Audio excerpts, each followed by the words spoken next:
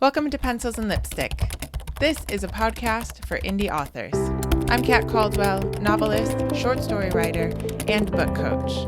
Here on Pencils and Lipstick, we're obsessed with all things story, and it is my goal to bring you the writing tips that you need to make your novel come to life. Welcome to episode 253 of Pencils and Lipstick. I'm Kat Caldwell, and today we'll be speaking with M.T. Solomon about her latest book, Liar Queen, but also about being both in the traditional publishing world and the indie publishing world, which I find really fascinating because there are not very many people who do this, at least not very many people that I have talked to who do this. So we are going to go into the interview very quickly. And next week we have another interview. We'll be talking with a couple different people in the coming month. Before we do that, I would love for you guys to like and share and subscribe the podcast, whether you're listening to it or whether you are watching it on YouTube at Pencils and Lipstick on YouTube. If you want, we are pretty much on every single podcast app, and I am a solo lady doing it all. And so it's really helpful when you guys like and subscribe and you share it. It just makes sure that everyone knows that the podcast is still relevant, and possibly like it would be great to get some reviews out there because that would also tell people what you guys think about the podcast. So speaking of like making sure that the podcast is relevant, I would like to apologize for the last week. Maybe just the month. I had a topic ready to go for last week and we lost power, and then I had to go do something and a couple things came up, and the days like went by and I became rather overwhelmed and thought, okay, I could either hammer something out late, or we could just go into the interviews that I have lined up, and I'll save that solo episode for a little bit later. So that's what I decided to do. And I would just like to remind everyone, if things are piling up and it's getting hard to do stuff, sometimes it's okay to just, miss something. I hope that you guys missed last week, but it was in the scheme of life and everything happening, I just sort of had to make a call on it. And so I hope you guys forgive me and that you're okay and that you maybe got some more writing done, maybe found another podcast out there. But I hope that you'll stick with me. And yes, we are going to be going into weekly episodes again, even though we missed 2 this month. I did think about going every other, but I just think like it's too much time in between the episodes, So anyway, I apologize. We are going to go into the interview. Before we do that, let me tell you a little bit about M.T. Solomon. And please remember that all the links are in the show notes below, where you can pre-order her book, Liar Queen, and you can go to her website and find out more about her. But M.T. Solomon, she is an author born in the American South and raised in the remote wilderness of Alaska. M.T. Solomon has been writing books since she was 6. At the age of 11, she wrote and hand-stitched the binding to her own story, a riff of Calvin and Hobbes with a female protagonist, which I would love to see, She graduated from Portland State University in 2012 with a BS in liberal studies and a minor in writing. Her work has appeared on the cover of Gotham Writers' class schedule and has been featured on The Spinning Pen and Wow Women on Writing. Solomon's writing takes cues from her childhood, where the vast setting of Alaska seemed just as much a character in her life story, as she did. She favors broken or imperfect characters and utilizes a lyrical, repetitive style within her prose. Her work is heavily influenced by the female authors she grew up with loving, Margaret Atwood, Lois Lowry, and Alice Hoffman. You guys can find out more about MT at themtsolomon.com. Of course, the links are in the show notes. Let's get into the interview. Hi, MT. It's nice to meet you, actually, sort of in person. We are going to talk about your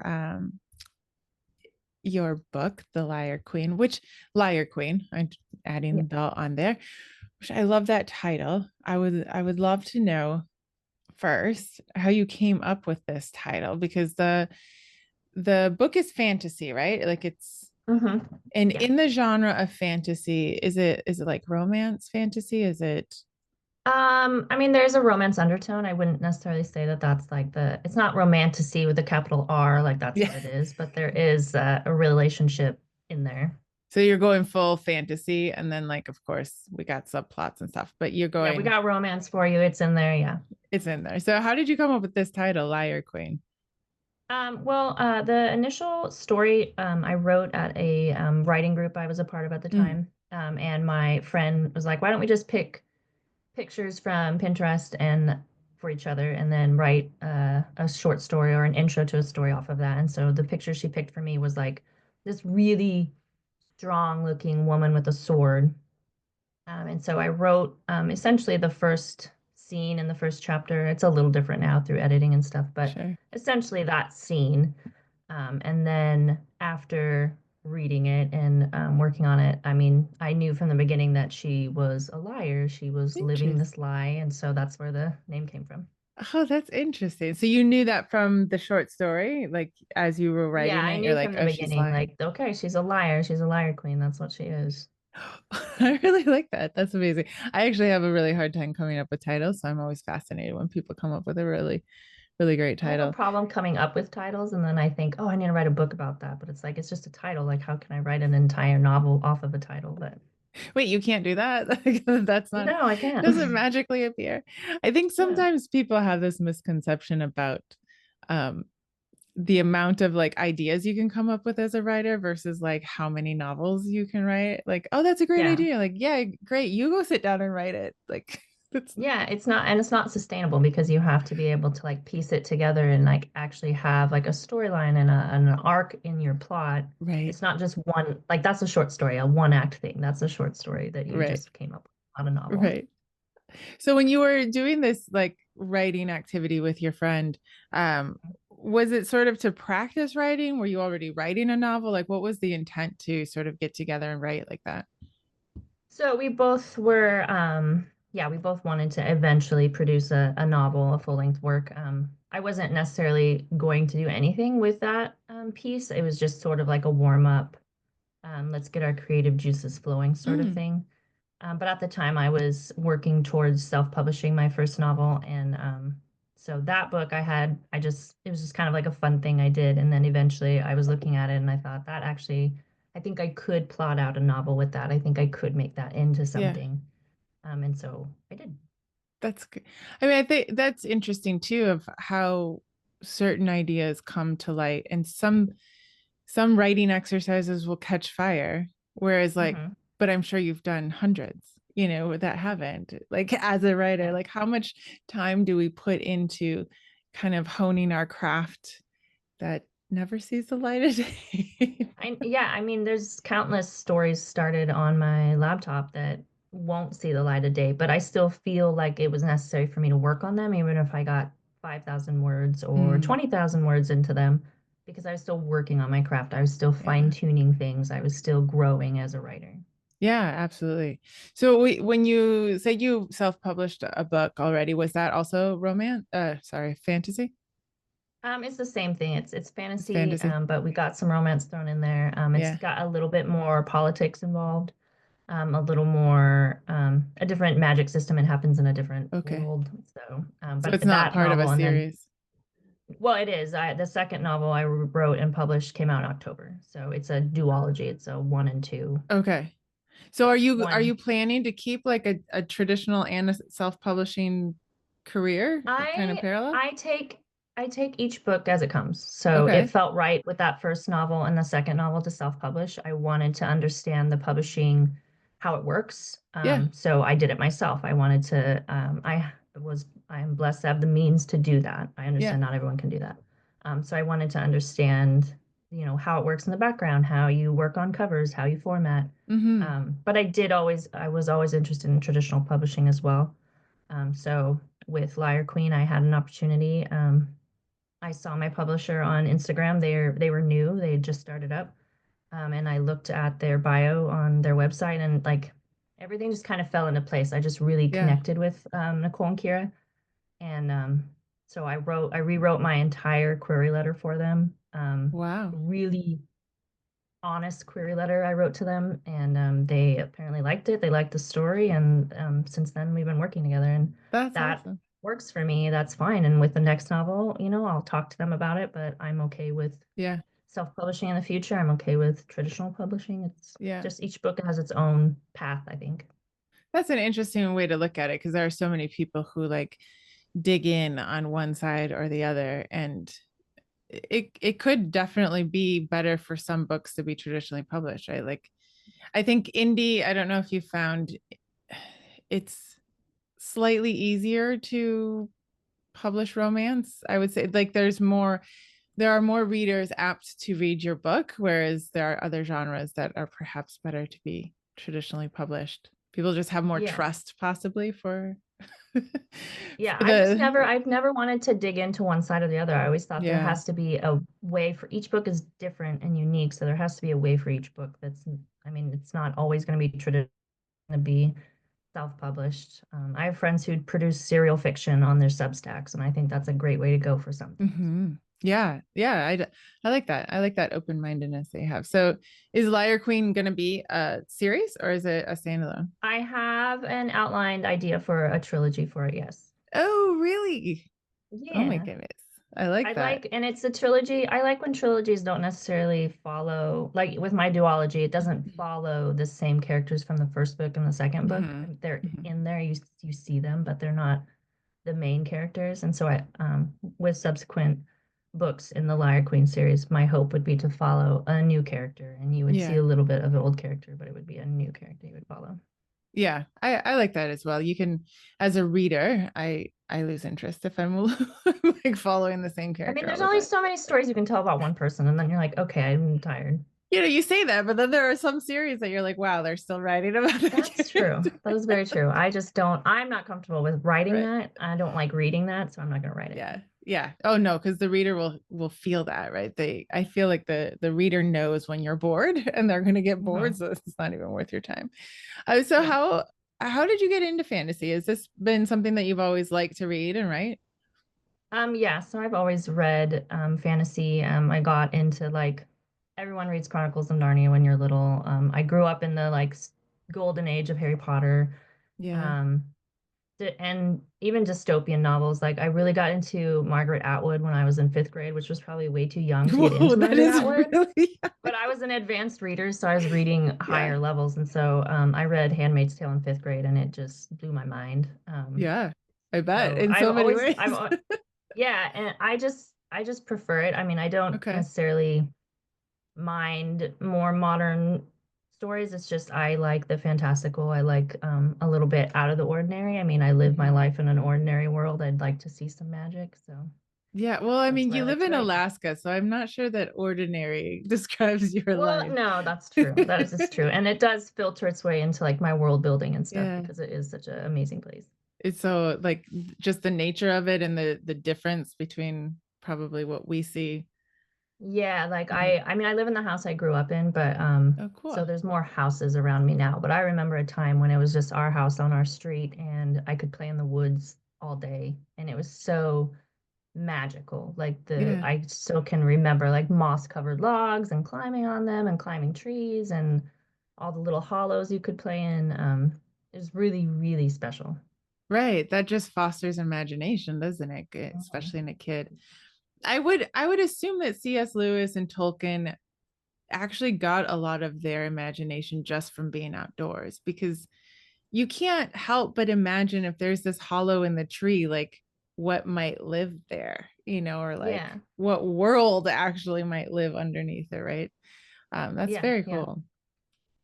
So this is so when you started writing, well, I mean, your bio says you started writing at a young age, but what age was it when you decided that you were going to actually write a book? Because everyone, I've talked to a lot of people, lots of people want to write a book, right? The minute that they find Right, out right. you're a writer, you've probably heard like, oh, I want to write a book. And so we all want to write a Hmm. book. But when did you get serious and actually sit down and say, I'm going to do this and I'm going to figure out how to get it done?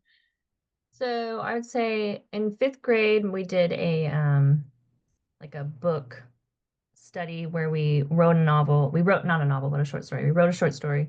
We had a peer edit it. We illustrated it. We hand sewed the binding of the book and everything. And that kind of started. I'd always been a storyteller before that, but that kind of Mhm. actually put like an actual physical thing to my story and something I could hold. And that kind of planted the seed. I always wanted to write, but I never thought it as something that I could pursue. So I would write Right. on the side. About, I would say college, I started taking classes in any type of women's literature I could get my hands on. And I really started digging into what stories women could tell. I took this Hmm. class on Irish female literature, and it just opened up my mind to how these Irish women could take storytelling and use it to say something about their condition or their Hmm. experience. And then I would say the final moment was when I met a fellow author, Nova McBee. She writes a young adult series, Calculated. She's fantastic. I met her for a writers group, and she was the one who literally looked at me and said, "No, you can do this." And it was then that I was like, "I'm going to do it. I'm going to Yeah. actually publish a book. I'm going to share my stories."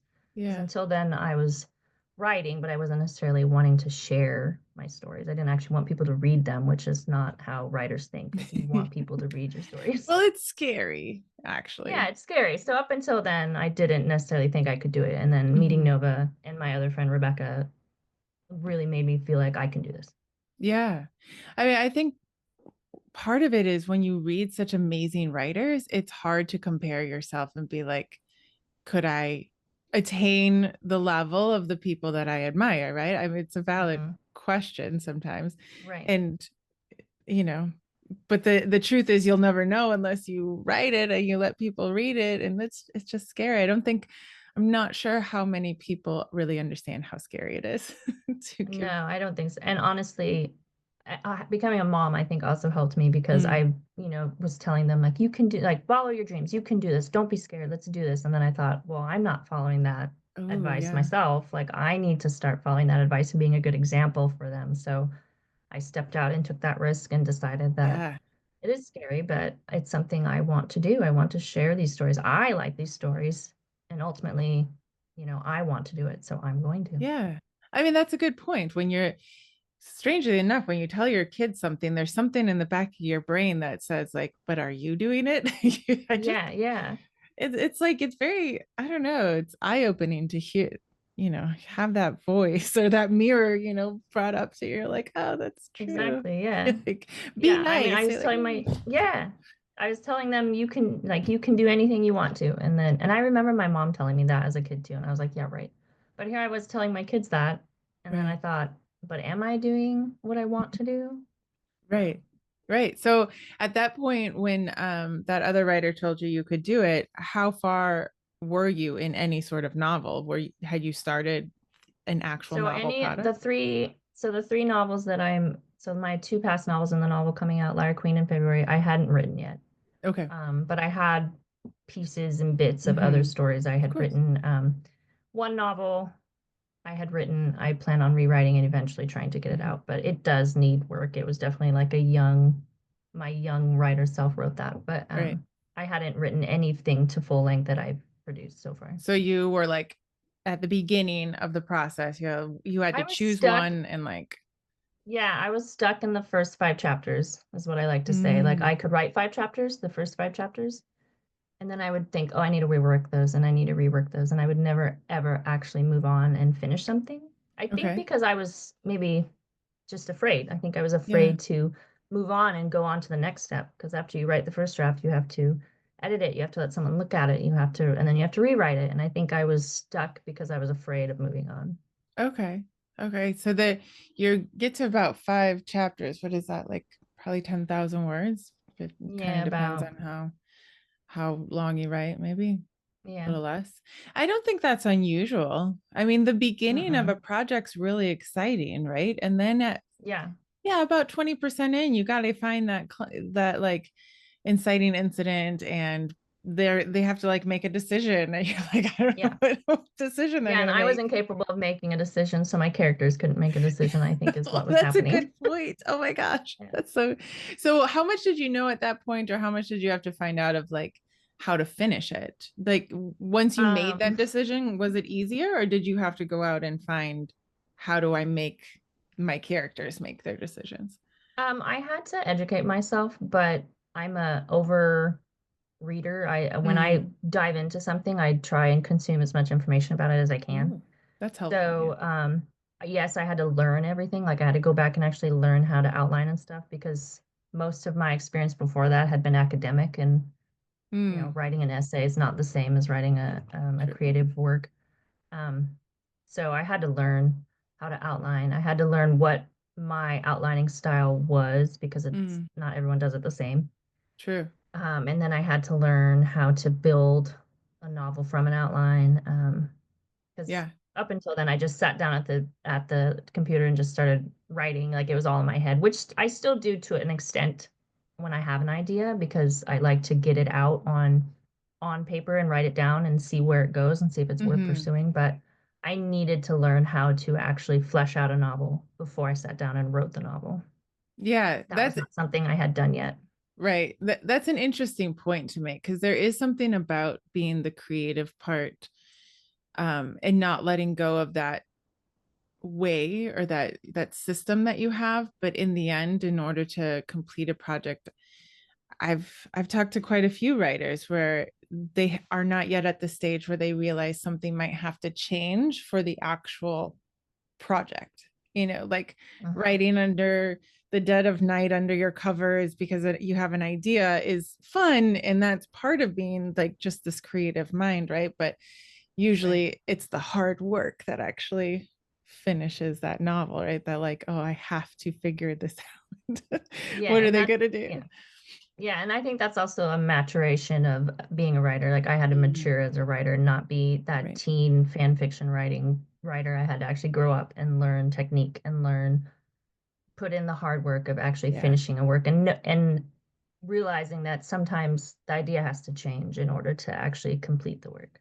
Yeah, that's a hard one to learn, I feel like, because I think sometimes we're kind of everyone tells us we can't make a business or like a career out of our art, right? So that you got Mhm. that there. But then you have like the art people being like, but don't ever change because this is how you are. Like, Right.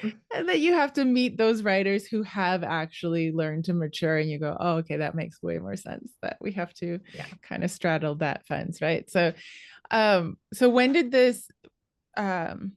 your self-publishing book, your first one, come out? So So how my first one came out last October. Oh my goodness. So you Yeah. have produced three novels in 2 years? Yes. Wow. Okay. Yeah. I don't think I'm not, and I have friends who write like they can put words on paper super quickly, and I'm not that person. It just Mhm. happened to work that way these past 2 years. I don't expect to produce multiple books like that all the time. Like I'm Mm. I'm a human, so Yeah, but but still, it like did turn out that way. it seems something has clicked in which you're able to take your ideas, outline them, and be able to move on past those 5 chapters and really finish the work quite quickly, though. Yes, definitely growing up from being a pantser to applauding Okay. helped me for a Interesting. lot. Because there are so many people who will forever die on the hill of pantsing or like And honestly, if that's what they want to do, I mean, everyone writes differently. It works differently for everybody. I knew deep down it wasn't sustainable and I needed to learn to plot sure. and outline and flesh out from there. I knew it, so I just stopped lying to myself and did Yeah. it. Oh, that's a good point, to listen to your gut. If your gut is telling you this is how you should be doing it, despite whatever anyone else is doing, right? Well, Yeah. with fantasy, because um, is it easier to probably outline because there are a lot of things happening, right? Like it isn't Mhm. always just like a linear story of maybe boy meets girl or and they're going down. I mean, every genre has their different nuances, but it's possible that fantasy has so many political systems plus the plot line plus the subplot. um Yeah, so I needed to know the background really well, mm, especially with my first two novels. I needed to understand what was happening not on the page. Okay. also at the same time. With Liar Queen, I feel like there's some of that going on. It's not. I like reading multiple timelines and flashbacks and stuff. I like novels like that. I think like V.E. Schwab is really good at that stuff. Yeah, A she is. master. I can't write that, at Mm, least not yet. I'm willing to work on it and get better at it, but I like linear stuff. I like okay. from start to end, just because I don't feel like my skill is up there enough to do it yet. Okay. So Liar Queen is a bit more start to finish. There's an actual physical journey that happens in the novel as well. They have to traverse over the kingdom and stuff like that. So I feel like going from start to finish, one point A to point B is Right. sufficient for that novel. Okay. Yeah, absolutely. That sounds more like a Tolkien. So tell us a little bit about Liar Queen. She came out of the short story, but Mhm. what developed as far as the novel went? So the short story, the first chapter kind of came on, and it was a very strong queen who was her someone was visiting. She was being summoned to come meet with her guests, and Mm. it was mentioned that she had in this kingdom she is the heirs fight for the throne. So in order to ascend the throne, you have to kill your sibling, basically, and she did that, Oh, and because she's dang. queen, obviously. But and then at the end of the short story, we find out that's not true. She Oh, didn't do that. And so from there, I was like, okay, well, how does that happen? Who is right. the sib? I had to figure out who the sibling was, what she wanted, how she got there, and then I kind of worked from there on how to get Mara's the name of the character to the end of the story where she either redeems herself or not. Yeah. So. Interesting. So Mhm. that's an excellent example of how a short story can be so much fun because you can write yourself into a corner and then just be like, Hmm. I don't know, you decide, and then you just leave it there. Yeah. And the problem with the novel is now you got to figure out like how is she queen if she didn't follow the rules? And Right. Yeah. And so I had to figure out kind of why she wouldn't follow the rules in this kingdom. It's a war. It's like a war machine of a kingdom. It really wants to conquer other people, but they're in a with her as queen. They haven't done that in a while because she doesn't really want to. So I really wanted to lean heavily into this. Might be the expectation of her, but she doesn't actually fall into that. She doesn't want to follow interesting. those expectations. I wanted her to really fight against the system that raised her, but Okay. also fight against herself because she sees herself as one of these people, but she doesn't identify with their warmongering ideas. Oh, that's a really interesting premise. I like that. So how much is you say you're like an avid reader and you've actually studied literature. So how much has that influenced your storytelling and the way that you write and the worlds that you set up? Um, it definitely, I definitely like writing stories about women.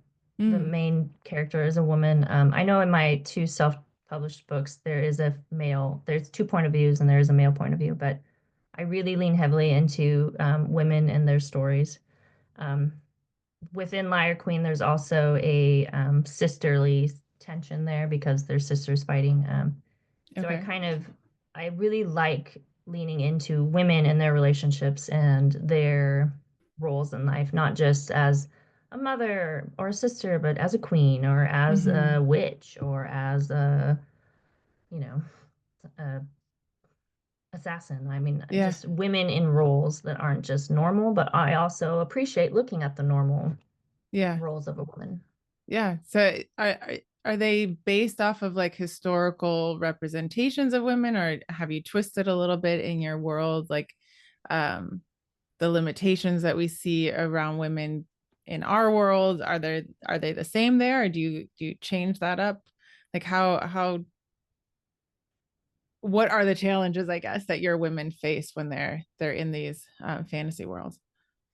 So with these fantasy books I've created so far, I'd really focused on just creating a woman that bucked whatever sort of limitation she had on herself. I didn't want to see a woman necessarily crumbling, Mm, even though Mara in Liar Queen does crumble a tiny bit. I hmm. wanted to see a woman who could pick herself back up, and not necessarily because a man helped her, but because she picked herself back up. So in that instance, in those books, that's what the situation I put the women in is this is a really hard situation. You need to pick yourself back up. Yeah. Um, but that's what I've worked on so far. Yeah. And what role do men play? Is it kind of the same issue of like a woman in power here has a lot of obstacles and historical views of how men see and treat them, right? Versus and also like Mhm. people, how people view and treat them. Is that kind of paralleled in your world, or are men do they act differently towards women? I guess is my question. So well, definitely in Liar Queen, I don't think it's in Liar Queen, the kingdom that Mara is in charge of, there's always a woman in charge. It's always a queen. Oh, okay. And she's always also very a good warrior, I guess. So in that way, I don't think women are seen as frail in Mm, the Jeweled Realm, which is the kingdom she rules. The love interest, the man in the book, Bowden, actually, he's very strong and typical manliness, acts of manliness, but I really wanted to show a man that could be also gentle and kind and mm-hmm. empathetic. So he's kind of her foil in that way, in that he's the opposite of her. But Oh, in so that he's more aspect, sympathetic than she is. yes, very much so. Ah, But in that way, I really wanted to demonstrate, not that my sons will ever read the novel or won't for a long time, but okay. I wanted to create a male character that I could be proud of if my sons read Mm-hmm. it and realized like, oh, here's a guy who, yeah, sure, he's buff, he's strong, he can do cool stuff, but he's also understanding, he's also gentle, he's also kind. Things Yeah. that I want my sons to exemplify as they get older.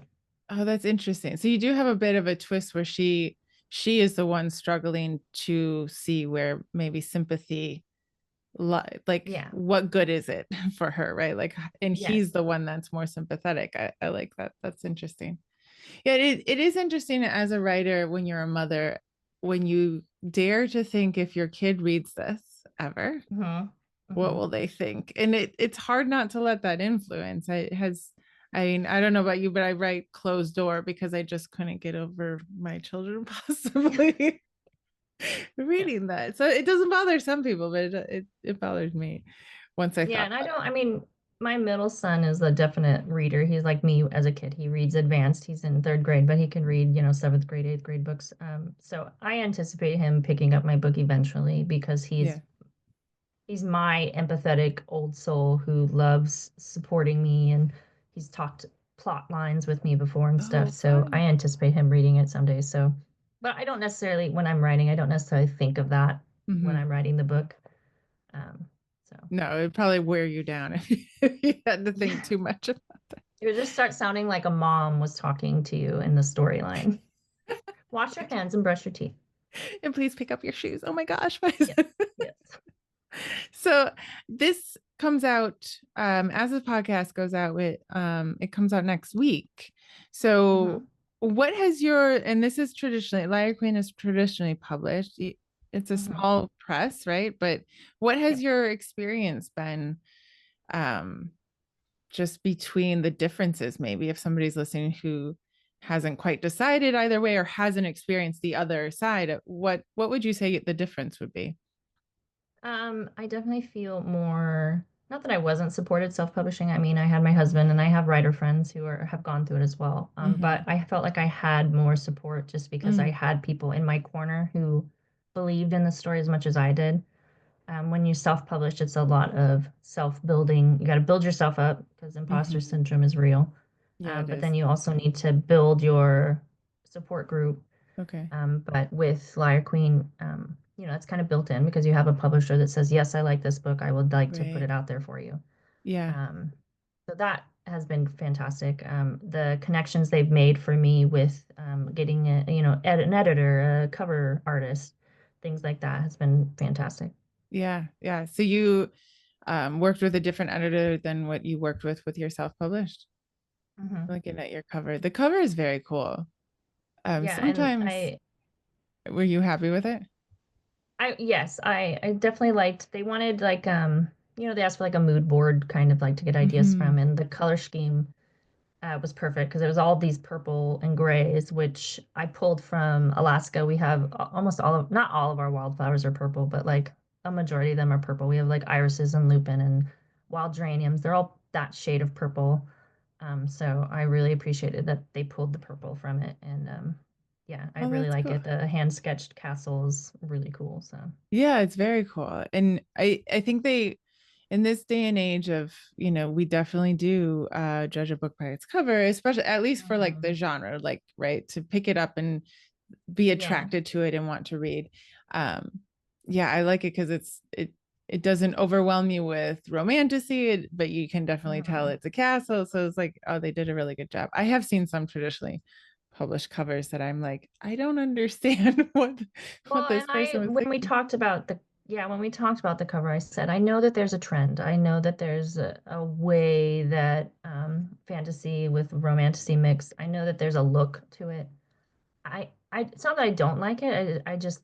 I've said I don't want to blend in. I don't want to just Mm, like, because you see one, it's always, the title is like big words and then there's like a motif around it. right. And I said, I just don't want to blend in. I just don't want to be one of those books. I would like it to look different. I'm okay with trying something different. Yeah, And they yeah, were happy to oblige, and I think it turned out great. yeah. I mean, there are so many books out there now, so it's probably becoming more and more important that if your book is not even part of a niche, to not even have a little bit of that on the cover, right? And part Right. of what goes into that is being up on all of the trends, which is Yeah. exhausting. So I'm It's sure. exhausting. So I'm glad that you're having a good um just a good time between the two of them, between self-publishing but also traditionally published. I think that sometimes in the self-publishing world they tend to trash traditionally published, route. And I always want, like, Right. it really depends, and everything has its give and take, right? Like you said, you have the support of Right. your husband, and that's great, but then you can tell yourself, like, but he doesn't know, No. like. And he's like obligated. He has to, right? He signed the paper a long time ago saying he would support me. Right. So It's like, and you it's didn't even different. read the book Right. yet, at least in my husband's case. I'm Yeah. like, you're like 5 books behind. So what do you Yeah. know? And you can tell Yeah. yourself that with the imposter syndrome, but Hmm. there is something about somebody else believing in your book that will give you that energy, right? That, Yeah. like, Yeah. that push to go, okay, I can do this. So Yeah. next week it comes out. Are you doing anything differently for launch? Are you learning like something that they do something different that you hadn't thought of? Or is it kind of, I don't know, It everything we thought of? well there No, we're gonna do a launch party at a local bookstore. Oh, Well, it's not fun. necessarily local, it's actually 3 hours away from me, but that's Oh like my the biggest gosh. city. It's the biggest city with like actual book. I mean, we have a tiny bookstore in my town, but Okay. it's Alaska, so that I mean, I'm used to it. So, Yeah. but we are doing a book launch a few Oh, days fun. after the 4th, and Okay. yeah, they're gonna cater it. It's gonna be fun. Yeah, that's different. I mean, I didn't necessarily have a launch party with my first two books, Yeah. but I didn't necessarily want one. I kind of wanted Yeah. to like let them quietly come into the world. I had pre-orders for them and stuff like that, so Right. people knew, but I wasn't like it wasn't big and flashy, and I was okay with that because I guess I just didn't have the. I'm glad I have their assistance making this release big and flashy because it's Yeah. just not something I'm good at. It's not that's not my Yeah. strength. So I'm glad I have their help this time. Yeah, that is something to think about when you're deciding your publishing path, right? Because if you don't have the strengths, like, I love the idea maybe of a launch party, but that's actually terrifying as well. Because if your strength is Mhm. not in organizing an event like that, the Yeah. chances of it failing are so much higher. Yeah, it's a struggle. I'm trying to deal with it, like breathe through it because it's Right. like it is terrifying to me too. But I'm also one of those people that I just, when something scares me, I just want to dig in and do it. Yeah, I want to that's learn good. to get over it. I want to learn not Right. to be afraid of it. Doing podcasts was terrifying to me at first, and I just want to dig in and do them and And then, yeah. grow from the experience. Right. I mean, I really believe the more you do something, the less terrifying it is, right? And Yeah, yeah, with an exactly. assistant who's actually, probably that's her strength, is to Mhm. organize stuff and, drum up expectation. Like, it's going to go great, right? So Yeah, it's just yeah, understanding that as a self-published, you're like on the hook for all of it. And it's a lot. Right. It can Yes. be a lot, Yeah, right? it is a lot. And I know people who are fantastic at it, and I wish I could be like that. And maybe I Right. could learn how to be like that. But I know at this moment in my life, that's not my strength. And I Right. need like having Nicole and Kira's assistants, having their back, like having them Mhm. support me and stuff is fantastic for me. Yeah, that is fantastic. It's I think it's going to go great next week. You're going to have a really great time, I'm sure. So, after you had one come out in October on your self-published, and now you have Liar Queen coming out next week, February 4th. Uh-huh. What do you have on the horizon? Are you writing another one? So I have the second novel in the series outlined and planned. I've put together a pitch for it for the publishing house so they can Mhm. look at it and make sure they want to push that one out too.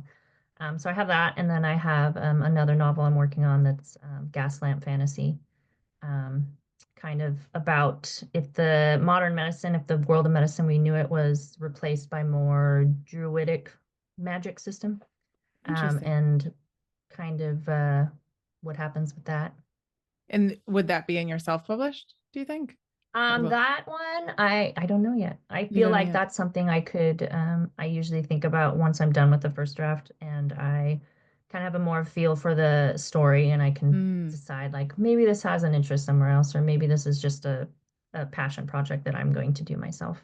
sure, But sure. I'm leaning more towards thinking that it should be traditionally published. I think it has a Okay. lot of qualities that um, a publishing house would appreciate and could find push it out easier. Yeah, absolutely. And like you mentioned, you have to put together like a proposal. I think that's sometimes something that writers who say I'm writing this novel and I want it traditionally published aren't always aware of. So Mhm. what is that? Were you aware that you had to put like that together? And So I knew when I signed on with them that they wanted to look at a second book as well. So I okay, knew, but I had already when I wrote Larry Queen, I already knew that I had an idea for a second book and a okay, third book. Like it wasn't new to me. I had an sure, idea, so I assumed that they would want a proposal. So I just kind of started putting a pitch together sure. and I wanted to have some words on the page. So I'm trying to get several chapters in just so they Mm-hmm. can see how the story starts. Sure. But an outline is definitely necessary. They have to see where the story starts and ends if I'm not going to give them like a full draft to look at. Yeah. But Yeah, yeah, I'm kind of that's what I just was gonna winging say. that part. Your outlining has come in handy because the agent, even when they've already worked with you on one book, they won't they can't always just take a book on your word, right? Like you No, have they to have to learn how know to do how it's that. going to go. Yeah. Yeah. That is interesting. And it's good to know for anybody listening who wants to go traditional. You can't really pants your way unless you wait to have it completely done and then you drop the proposal, right? Like there's a lot more work to it I think most than people, I think, have the draft finished when they're querying for agents or querying small publishing houses. I think that if you get in a situation like I did where I signed and then they also have that caveat of like, we would like to look at the second book too, that's when the proposal comes in because I mean, unless I can type up, 80, 90,000 words in the next few months, I don't think I'll have a full draft for them to look at. right, So I have to right. have an outline at least. Right. So you do have to sort of look into these skills that you've looked into of like, can I put together, learn how to do an outline, or can I learn to do, and proposals are pretty in depth. So it's just Yeah, and it, that's something I'm definitely learning right yeah. now. Yeah. Yeah, they're not easy. So as I tell everyone on the podcast always, like it actually requires a lot of thinking. Like writing a book Hmm. requires a lot of thinking, right? And putting things together. Um but your experience of learning to outline has probably really helped you with because proposals are like I always call them, they're like in-depth outlines. You have to think through the Yeah. entire story. Like Yeah. sometimes creatives don't want to do that, but you have to because it's Uh-uh. also a business, right? Like, Right. right. So Liar Queen comes out. Is it going to go wide? I assume it's going to be published everywhere. Yeah, I know you can pre-order now on Amazon. I know that for sure. And it's up on Goodreads, so you can add it to your to be read shelf if you Okay, want. that's But very yeah, it cool. should be wide.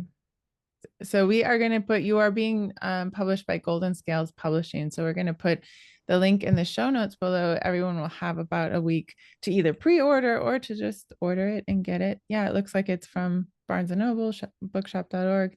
That is going to be great. And then do you write your self-publishing under your under MT Solomon, or is that a different pen name? Mm-hmm. Okay. No, All right. that's the pen name I use. My actual name is the same as like a semi-famous person, so all the online real estate was taken. I was like, Oh guess my I God. have to change my name. That is a good reason to just make a Yeah, pen name. Oh my goodness, yeah. that's it. So, if anyone wants to start reading now, they can go get your self-published books. But everyone, the link will be in the show notes below to find Liar Queen to either pre-order it if you're listening this week, January 27th, or next week, February 4th. You can just order it straight away. Thank you so much, Hmm. MT, for coming and talking to us. It was fun to talk to you. Thanks. Yeah, it's fun. I like talking craft and stuff. Yes, me too. Yeah.